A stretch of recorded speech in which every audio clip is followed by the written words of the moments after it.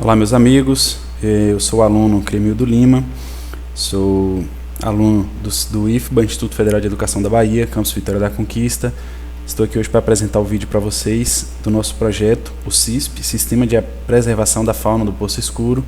Esse trabalho foi realizado em dupla com a minha colega Manuela Amaral, para a disciplina de Sistemas Embarcados, ministrada pelo professor Luiz. Bom, qual é o objetivo desse sistema? Esse sistema ele foi pensado para ajudar os profissionais da área ambiental que trabalham na reserva do Poço Escuro, ajudando a acompanhar os animais da região, como anda para monitorar os animais que estão dentro da reserva, como seria o seu funcionamento. Existiria o receptor, né, que ficaria na mão ficaria num computador, ou num tablet ou num notebook desses profissionais, biólogos, engenheiros ambientais, técnicos de meio ambiente, todo esse pessoal, ou até mesmo os funcionários da reserva. E ele ficaria com o receptor, e à medida que ele estivesse fazendo o monitoramento ou a ronda pelo parque, sempre que tivesse um animal dentro do alcance do receptor, ele vai emitir um sinal sonoro e vai acompanhar os movimentos daquele animal. Então ele vai acompanhar se aquele animal se movimentou, qual a altitude que aquele animal estava e em que velocidade ele estava, em que velocidade ele estava naquele momento que ele se movimentou, né? Isso serviria para acompanhar se os animais não estão fora da reserva, se algum animal saiu, se está muito distante da reserva. Os biólogos, os técnicos, os trabalhadores da reserva poderiam perceber isso. Então esse é o nosso objetivo do trabalho, certo? Aqui está uma foto do nosso projeto, que a gente pode ver nossa plaquinha Arduino, já ligada inclusive. Aqui nós utilizamos um sensor GY80, dentro dele a gente pegou e está utilizando o barômetro e o acelerômetro, para poder detectar para poder detectar a queda, outro para poder calcular a altitude. Aqui nós temos esse módulo aqui, nós temos um módulo de radiofrequência, um RFID. Esse aqui é o transmissor e aqui está o receptor, todos ligados aqui já. E aqui um buzzer, que quando o animal estiver dentro do raio de alcance, ele vai emitir um som. Aqui um potenciômetro, a gente colocou esse potenciômetro aqui apenas para simular a questão da velocidade. Então, à medida que a gente for aumentando o potenciômetro ou diminuindo, ele vai aumentando ou diminuindo a velocidade. Isso foi apenas uma forma de simular a velocidade, já que aqui nos testes de laboratório a gente não teria como realizar esse tipo de teste, porque da questão da velocidade. Então vamos começar aqui pelo nosso código do Arduino. O nosso código do Arduino, ele está aqui, é uma modificação do que foi apresentado em sala de aula pelo professor Luiz. A gente já está trabalhando com algumas bibliotecas, que é a DXL345 e o Adafruit BMP085, ambas para poder trabalhar com o GY80. Então a gente faz o import delas, e nós temos essa terceira biblioteca, que é a RC Switch, que é a que vai controlar o nosso emissor e receptor do RFID, né? Então aqui a gente cria as instâncias do utilizando as bibliotecas, definimos quais os pinos de receptor, transmissor do nosso RFID.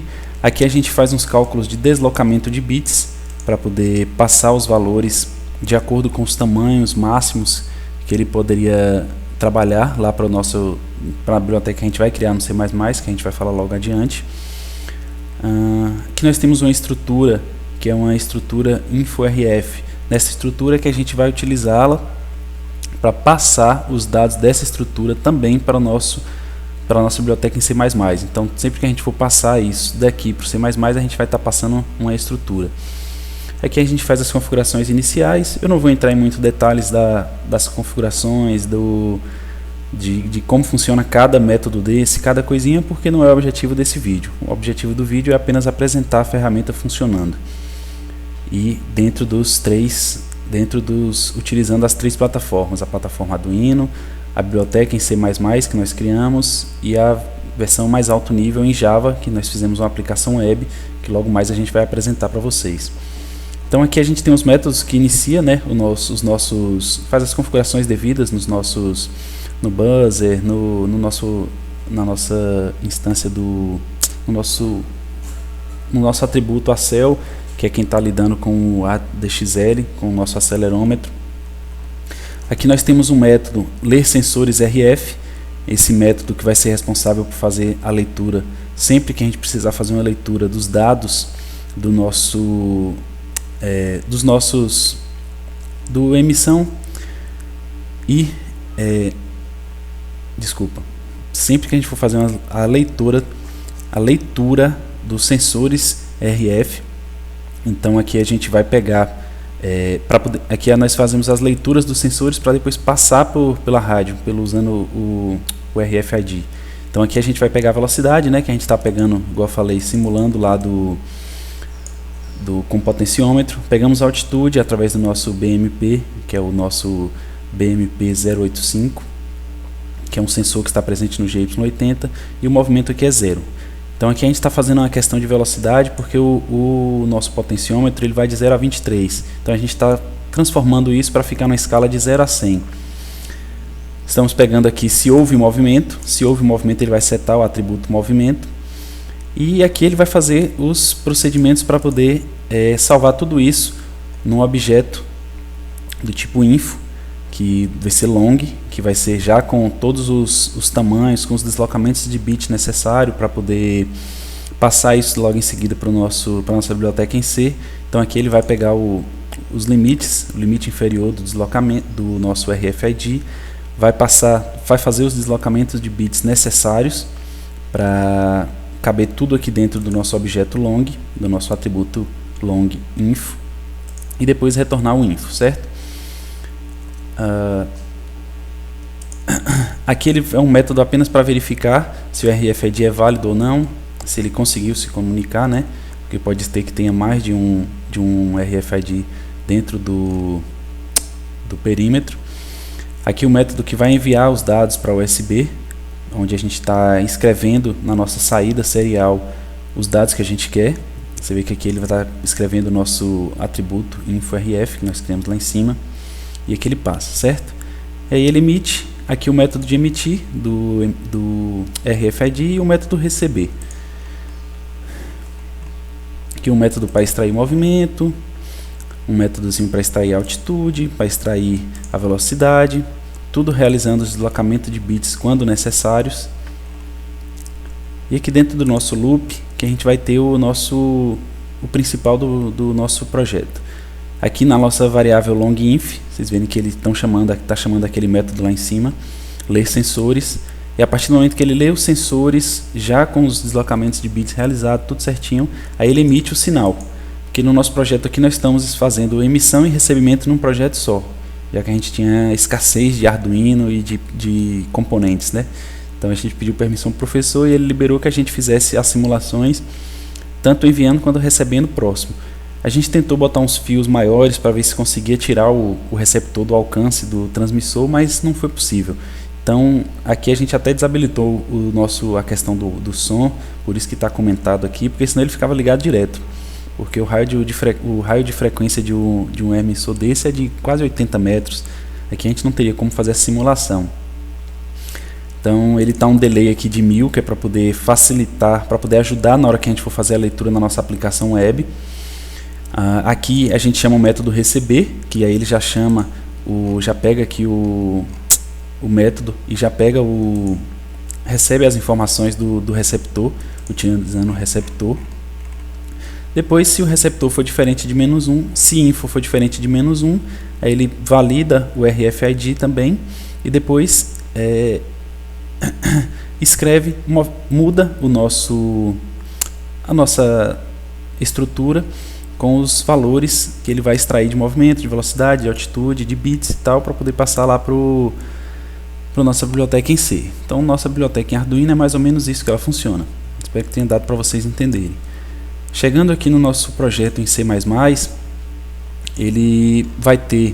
a gente vai precisar ter uma forma de pegar todos os valores que está vindo lá do nosso Arduino. Então a gente criou uns métodos aqui, que é o iniciar, que recebe a porta que está configurado no nosso Arduino, tem o método ler, o método getInt, que é para pegar o ID, o velocidade, o altitude, o movimento e o finalizar, para fechar a conexão com o nosso Arduino. Aqui eu não vou entrar em detalhes de programação disso aqui não, tá? Fica para um outro vídeo. No nosso método comunicação, mais uma vez aqui a gente tem alguns parâmetros de configuração, onde a gente verifica, e um detalhe é que o nosso projeto está funcionando tanto em Linux quanto Windows. O responsável por isso é sempre essa diretiva aqui, if-def. If-def Linux se comporta de um jeito, if Windows se comporta de outro jeito. E assim a gente garante que o nosso sistema vai funcionar tanto em plataformas Windows quanto em plataforma Linux. Se eu estivesse aqui na plataforma Linux, ele vai gerar o arquivo para mim .so. Podem reparar que nesse método vai ter todos esses métodos que eu falei aqui nessa biblioteca SO. Vai ter todos os métodos que eu falei aqui, ó. Então ele gera aqui, tudo aqui, que aí depois, mais na frente a gente vai ver como a gente vai utilizar isso daqui.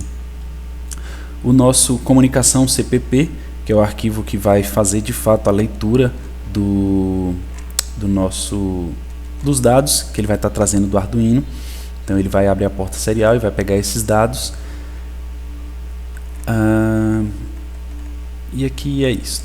Do extern CPP é onde ele também vai ter o método ler, que ele lê e faz os devidos cortes, digamos assim, nas nossas variáveis que a gente vai estar pegando lá na nossa biblioteca C++, certo? E aqui os métodos que, como eu falei, igualzinho está lá no arquivo extern.h. Aqui a gente vai e descreve eles, cada um deles. Vamos para a nossa biblioteca agora, para a nossa aplicação em Java. Na nossa aplicação em Java, eu já vou até deixar startando ela aqui, para a gente ganhar tempo. Pronto, uma vez que startamos aqui nosso projeto em Java, a gente vai dar uma olhadinha no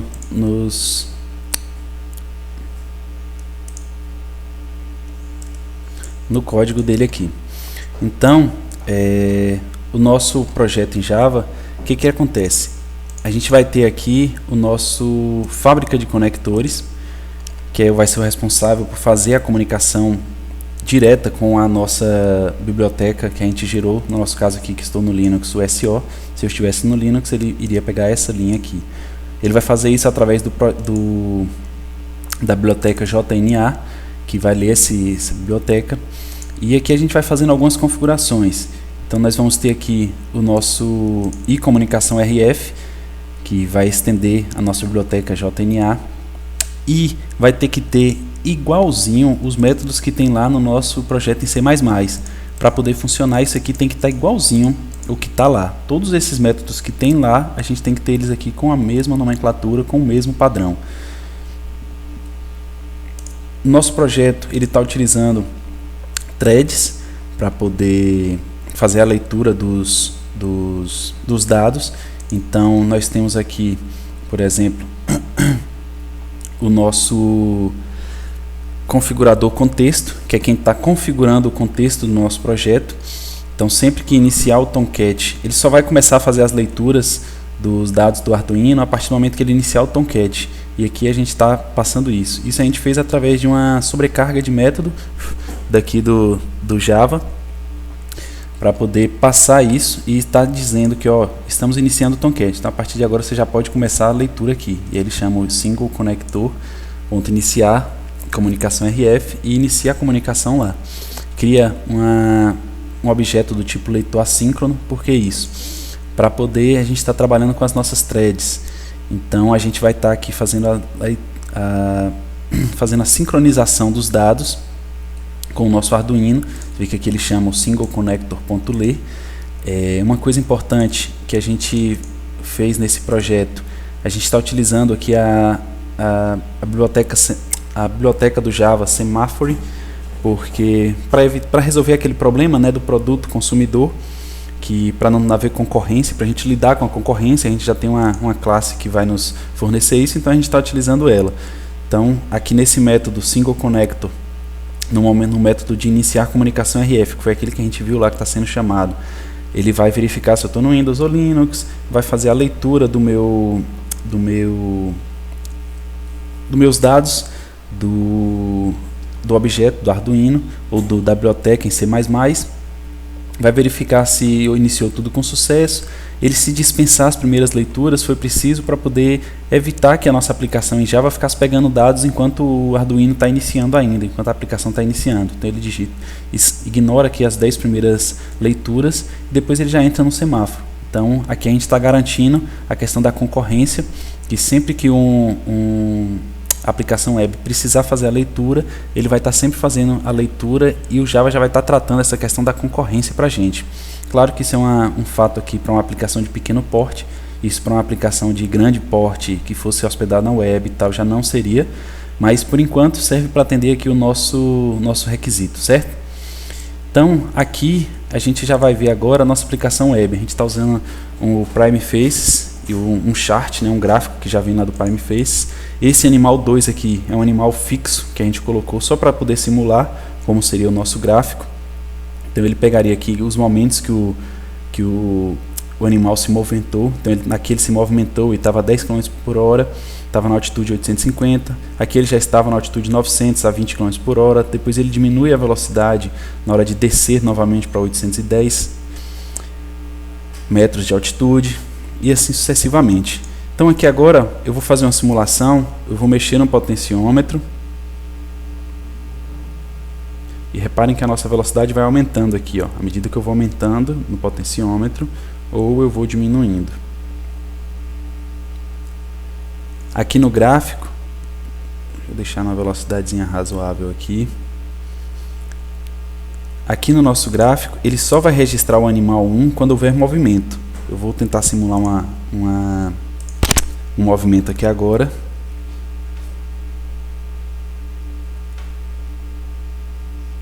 Pronto, detectei movimento. Se eu for aqui no meu gráfico, eu já vou ver que ele marcou aqui. Então, se eu aí vou modificar novamente, fazer uma nova simulação. Aumentei a velocidade. Vamos supor que o nosso animal está aumentando a velocidade para ir adiante. Pronto, detectou o movimento novamente. Na hora que ele detecta o movimento, a gente já vai ver aqui que o gráfico já vai sendo montado com a nova velocidade, a nova altitude que o animal estava. Aqui no nosso caso, como o cabo do Arduino é pequeno e tal, a gente vai estar sempre pegando a mesma altitude. Mas se fosse num campo real, por exemplo, e isso tivesse em um pássaro ou em algum dos animais ali da reserva, essa altitude aumentaria consideravelmente, o suficiente para saber se o animal estava indo para algum ponto a mais acima ou para um ponto mais abaixo, que já ajudaria na localização dele. Claro que se a gente fosse evoluir isso e tal, a gente poderia adicionar meios de pegar a longitude para trabalhar com bússola, para pegar os dados mais precisos, mas como eu falei, a gente tem uma certa escassez aqui de componentes, o que dá para a gente fazer por enquanto é esse. Eu vou aumentar aqui, vou tornar a simular um movimento. Eu vou deixar nessa tela aqui e vocês vão visualizar que o gráfico vai sendo montado automaticamente. Aqui a gente pode ver, ó. Então, à medida que o animal vai se movimentando, o gráfico já vai sendo atualizado. Então, se o técnico tivesse com um notebook na mão, ele poderia estar vendo em tempo real a movimentação desse animal. Então, sempre que o animal se movimenta, ele preenche aqui no gráfico com a altitude e a velocidade do animal. Então, é isso. O trabalho está pronto. Espero que vocês tenham entendido qual era o nosso objetivo geral. Como eu falei, eu não entrei em detalhes aqui de codificação, que não é o objetivo desse vídeo. Se vocês quiserem, na descrição do vídeo aí vai ter os links para o projeto no GitHub, os links para baixar os arquivos PDF com a nossa apresentação, com a descrição do projeto. Quem se interessar pode baixar e utilizar o projeto da forma que quiser. Um abraço.